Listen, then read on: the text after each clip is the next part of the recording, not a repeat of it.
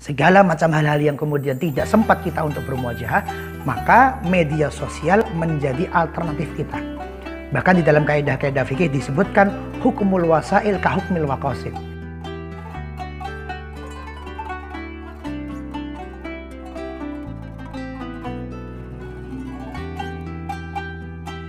Bismillahirrahmanirrahim. Alhamdulillahirabbil alamin. Allahumma shalli ala sayyidina Muhammad wa ala sayyidina Muhammad. Kawan-kawan semua, untuk menjawab pertanyaan yang tadi, maka yang pertama adalah yang namanya internet, yang namanya media sosial, maka tentu semua orang boleh untuk mengisi konten media sosialnya dengan apapun yang dia miliki.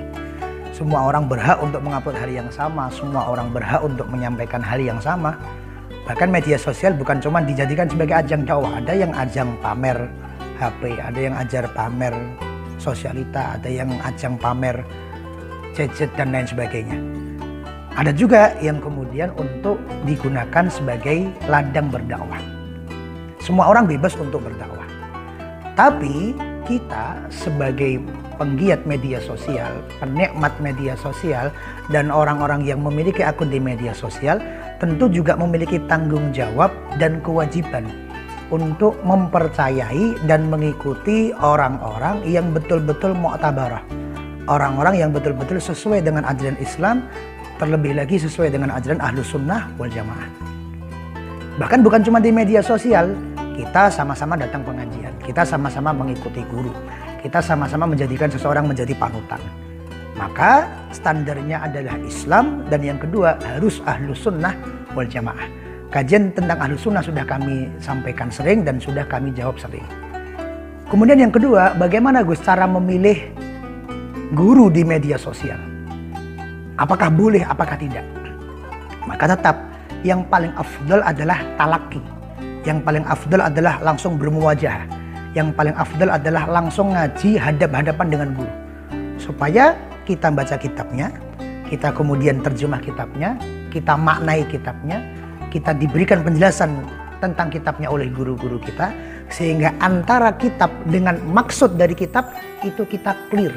Tidak ada sesuatu yang kita bingungkan. Tetap yang paling afdal adalah langsung bermuajahah. Tapi apabila teman-teman punya kendala terkait dengan usia, terkait dengan kesempatan, terkait dengan kesibukan, terkait dengan segala macam hal-hal yang kemudian tidak sempat kita untuk bermuajahah, maka media sosial menjadi alternatif kita. Bahkan di dalam kaidah-kaidah fikih disebutkan hukumul wasail ka hukmil waqasid, bahwa sesungguhnya hukum alat, hukum perantara ka hukmil maqasid, sebagaimana hukum tujuan adanya perantara tersebut digunakan. Kalau media sosial tujuannya untuk dakwah, maka dapat pahala dakwah. Media sosial ditujukan untuk belajar, maka dapat pahala belajar, dan lain sebagainya.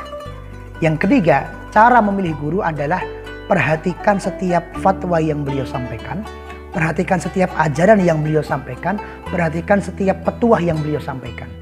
Jangan terkecoh. Terkadang ada yang lucu, tapi menyampaikan hal-hal yang bertentangan dengan aswaja. Terkadang ada yang menyentuh hati, mungkin dengan backsoundnya,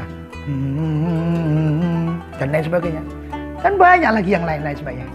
Tetap kuncinya Islam dan Ahlus Sunnah. Apa ciri yang bukan Ahlus Sunnah? Satu, mengolok-olok sahabat. Yang kedua, mengolok-olok Ahlul Bait. Yang ketiga, membenci kiai dan habaib. Kemudian yang keempat, mengarahkan orang untuk mengikuti ajaran agama tertentu, bahkan mengizinkan jamaahnya untuk ikut di dalam acara keagamaan mereka. Yang kelima, mengajarkan Allah ada di langit, dan lain-lain sebagainya. Maka kalau teman-teman menemukan kok Ustadz ini berfatwa mengarahkan sesuatu yang bukan Ahlus Sunnah, maka silahkan ditinggalkan dan ikuti ulama-ulama yang lainnya. Wallahu a'lam bishawab.